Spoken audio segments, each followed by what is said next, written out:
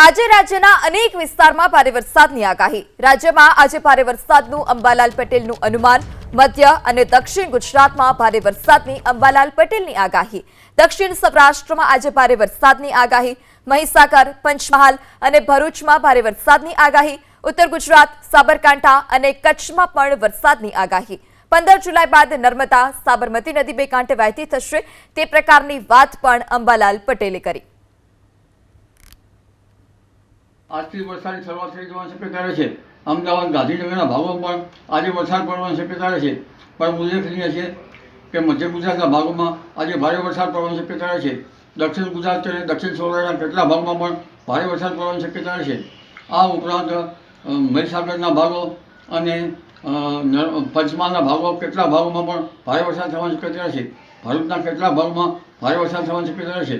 ઉત્તર ગુજરાતના કેટલાક ભાગો, મધ્ય ગુજરાત ઉપરાંત પૂર્વ ગુજરાત અને સાબરકાંઠાના અને કચ્છના કેટલાક ભાગમાં વરસાદ થવાની શક્યતા છે। કોઈ ભાગમાં ભારે વરસાદ થવાની શક્યતા છે। ઉત્તર સૌરાષ્ટ્રના ભાગો પર વરસાદ થવાની શક્યતા છે। પશ્ચિમ સૌરાષ્ટ્રના ભાગોમાં પણ વરસાદ થવાની શક્યતા છે।